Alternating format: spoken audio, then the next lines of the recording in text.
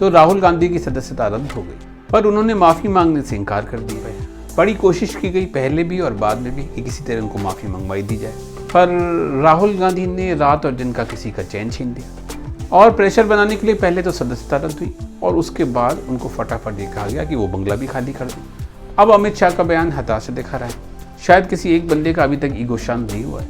अब बीजेपी इसको ओबीसी का अपमान बनाकर पेश करने में लग गई है। सरकार और उसके मंत्री बहुत ज़्यादा मेहनत कर रहे हैं और ऐसे लोग जो पहले इस बातों से बचते थे उन लोगों ने भी अब इन ट्रोल्स को ज्वाइन कर लिया है।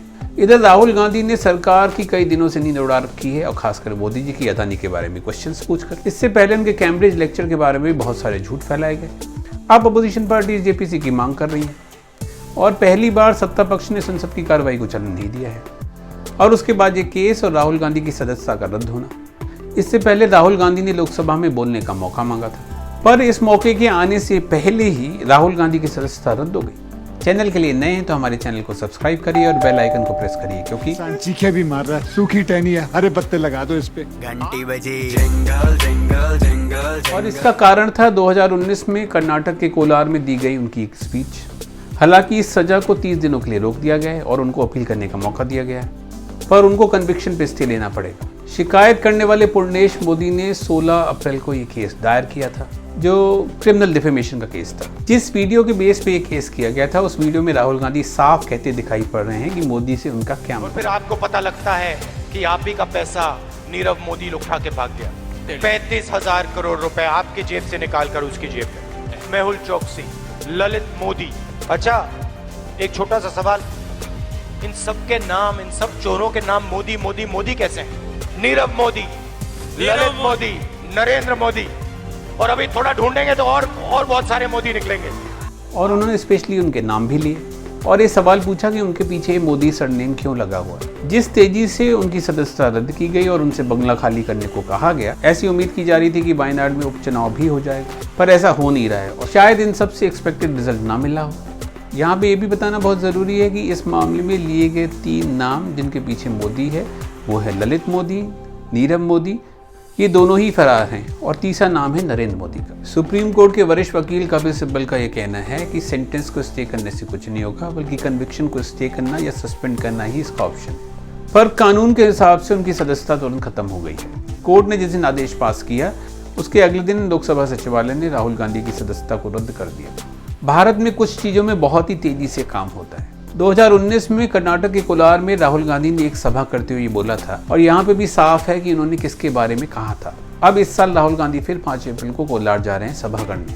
कपिल सिब्बल का ये भी मानना था कि कोलार की घटना का केस सूरत में सिर्फ इसीलिए फाइल किया गया होगा जिससे कि उनका मनपसंद निर्णय मिल सके। Actually, I wonder why the matter was filed in Surat. There must be an expectation from the political party that maybe they'll get a good verdict. फिर कंप्लेनेंट को कैसे नुकसान हुआ ये भी बताना पड़ता है। किसी के ऐसे ही कहने से केस नहीं बनता है। मजे की बात यह है कि मानहानि के केस में अधिकतम सजा 2 साल की ही है और इस बात को पूरा इंश्योर किया गया कि राहुल गांधी को 2 साल का सेंटेंस ही मिले, जिससे कि वो अब लोकसभा में और ज्यादा सवाल ना पूछ सके। रिप्रेजेंटेशन ऑफ पीपल्स एक्ट 1951 के अनुसार कोई भी व्यक्ति जिसे किसी केस में 2 साल तक की सजा मिली है उसकी सदस्यता तुरंत ही खत्म हो जाती है और वो सीट वैकेंट हो जाती है और साथ में ही 6 साल तक चुनाव लड़ने पे भी रोक है। तो राहुल गांधी को हायर कोर्ट से इस पे राहत लेनी पड़ेगी। अब सोचने वाली बात यह है कि इस केस में अधिकतम सजा हो सकती है 2 साल। तो 2 ही साल की सजा क्यों मिली? 15 महीने की भी हो सकती थी, 18 महीने की भी हो सकती थी, 11 महीने की भी हो सकती थी। शायद इसलिए जिससे कि राहुल गांधी आगे अब और ज़्यादा सवाल ना पूछ सके। जिस तरीके से सेंटेंस दिया गया है वो अपने आप में भी काफ़ी अजीब है। हमने ये सब चीज़ें कांग्रेस नेता अभिषेक मनु सिंघवी की टाइमलाइन से ली। 16 अप्रैल 2021 को कंप्लेंट फाइल की गई। 24 जून 2021 को राहुल गांधी सूरत की अदालत में पेश हुए थे। कंप्लेनेंट ने राहुल गांधी को वापस कोर्ट में पेश होने की रिक्वेस्ट की थी, पर कोर्ट ने इसको रिजेक्ट कर दिया था। 7 मार्च 2022 को कंप्लेनेंट ने हाई कोर्ट में जाके ट्रायल कोर्ट की प्रोसीडिंग्स पे स्टे ले लिया था। वरिष्ठ वकील कपिल सिब्बल के अनुसार ऐसा बहुत ही कम होता है कि कंप्लेनेंट ही हाई कोर्ट में ट्रायल कोर्ट की प्रोसीडिंग्स की स्टे के लिए जाए। ऐसा तभी हो सकता है जब उसको लगता हो कि ट्रायल कोर्ट उसके मनमाफिक डिसीजन नहीं देने वाला हो और उसके बाद 1 साल तक कुछ भी नहीं होता है। लोकसभा में 7 फरवरी को राहुल गांधी ने मोदी जी से सवाल पूछ लिया और फिर एकदम से याचिकाकर्ता ने अपने स्टे को वापस ले लिया और ये तारीख थी 16 फरवरी। 27 फरवरी को ट्रायल फिर शुरू हो गया और इस बार CJM HH वर्मा की कोर्ट में, और 23 तारीख को राहुल गांधी दोषी करार कर दिए गए। अब सुना ये जा रहा है कि जज साहब का प्रमोशन हो गया है। कपिल सिब्बल का ये भी मानना है कि जिस तरीके से हाई कोर्ट में स्टे का वापस होना और फिर ट्रायल का दोबारा शुरू होना, इन सब का उस समय होना जब राहुल गांधी अदानी के बारे में मोदी जी से बहुत सारे सवाल पूछ रहे थे, और उसके बाद सदन हियरिंग जो है वो बहुत सारे सीरियस सवाल उठाता है। उन्होंने ये भी कहा क्योंकि गुजरात में राहुल गांधी रहते नहीं है, तो ऐसे लोग जो कोर्ट के ज्यूरिडिक्शन में नहीं आते हैं, उनके केस में मजिस्ट्रेट सम्मन जारी करने से पहले या इन्वेस्टिगेशन का आदेश देने से पहले इंक्वायरी करानी होती है। और सुप्रीम कोर्ट भी क्रिमिनल डिफेमेशन के जरिए हैरेसमेंट करने के ऊपर काफी नाराजगी व्यक्त कर चुका है। 2013 में एक ऑर्डिनेंस के जरिए सरकार 90 दिन का समय देने पर विचार कर रही थी, जिससे कन्विक्टेड MP या MLA अपने कन्विक्शन पे स्टे ले सके, पर वो कानून बन नहीं सका। हालांकि इस बारे में भी झूठ फैलाए गए कि राहुल गांधी ने इस बिल को फाड़ दिया था। अगर मैजिस्ट्रेट ने 2 साल से कम की सजा दी होती तो कुछ होता नहीं। एक तो 2 साल की सजा अधिकतम है और ये डिस्क्वालिफिकेशन के लिए जरूरी भी है। ललित मोदी।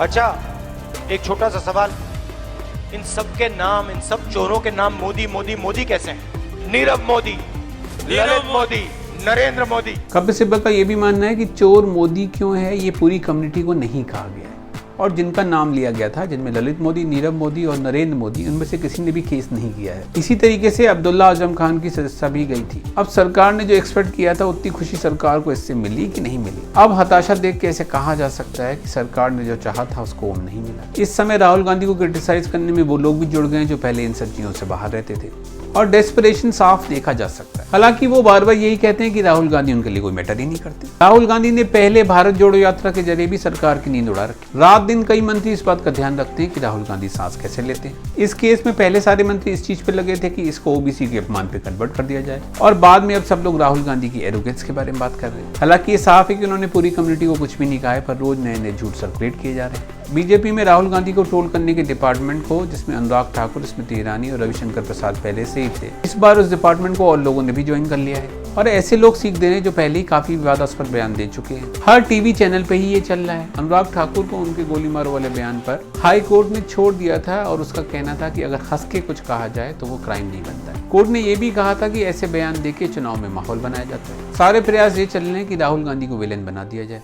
कभी पत्रकारों की बेइज्जती, कभी साथियों की बेइज्जती वगैरह वगैरह। और सरकार से भी ज्यादा कोई अगर खुश है तो वो है गोदी मीडिया के चैनल। ऐसा लगता है कि उनकी लॉटरी लग गई है, और ये सारे ही चैनल सरकारी एजेंडे को आगे चलाने में कोई भी कसर नहीं छोड़ रहे हैं।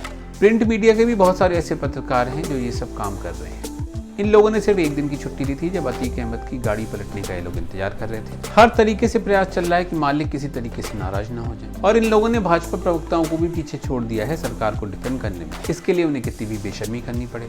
राहुल गांधी से सवाल पूछते टाइम ये सब भूल जाते हैं कि मोदी ने कभी आज तक प्रेस कॉन्फ्रेंस भी नहीं करी, और ये भी भूल चुके हैं कि अमित शाह और योगी आदित्यनाथ ने क्या कहा था। अब कांग्रेस पार्टी को भी इन सबसे सीख लेनी पड़ेगी और उसको थोड़ा सीरियस होना पड़ेगा। पार्टी का सारा विरोध प्रदर्शन या तो ट्विटर पे होता है या टीवी डिबेट पर होता है, और पार्टी समझती है कि इनको जीतने से ही चुनाव भी जीत जाएंगे।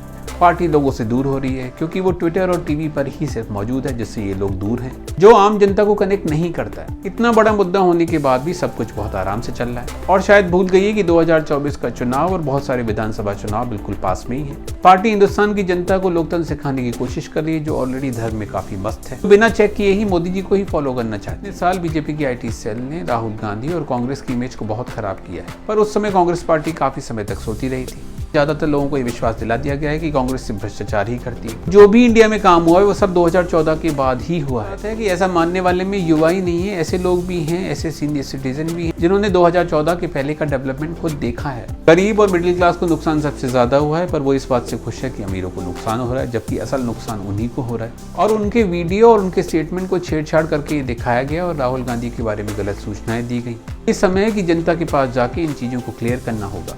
ऐसे स्टेट्स में भी जाना होगा जहां पे कांग्रेस अपना सारा वजूद खो चुकी है। स्क्रिप्ट लिखते लिखते पटना हाई कोर्ट ने 12 तारीख को राहुल गांधी को सम्मन किया है।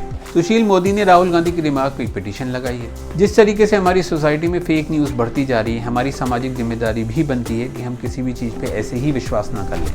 बहुत सारे लोग तो इन सर्कुलेटेड वीडियो को देखने की कोशिश भी नहीं करते, और जो वीडियो सर्कुलेट करने वाले ने लिखा है बस उसी पे विश्वास कर लेते हैं। आज के दौर में ये सोशल सर्विस और देश के लिए सर्विस ही होगी कि हम सारे क्लेम्स को एक बार खुद वेरीफाई जरूर करें। इस घटना के बाद कांग्रेस पार्टी कोई सीख लेगी कि नहीं लेगी, और जनता के बीच में जाएगी कि नहीं जाएगी, ये तो आगे आने वाले दिन ही बता पाएंगे। अंत में हम फिर वही करेंगे जो हर बार करते हैं, अपनी मार्केटिंग करेंगे। अगर आपको ये वीडियो पसंद आया हो, 5 मिनट का समय था आपका 8:30 मिनट हो चुके हैं, समाप्त करिएगा। अगर आपको ये वीडियो पसंद आया हो तो इस वीडियो को लाइक करिए, हमारे चैनल को सब्सक्राइब करिए, बेल आइकन को प्रेस करिए जिससे आपके पास सारे नोटिफिकेशन भी आएँ। कमेंट करके हमको ये भी बताइए कि आपको ये वीडियो कैसा लगा। अब हम आपसे मिलेंगे अगले वीडियो में, तब तक अपना ख्याल रखिए, हंसते रहिए, मुस्कुराते रहिए, बाय बाय।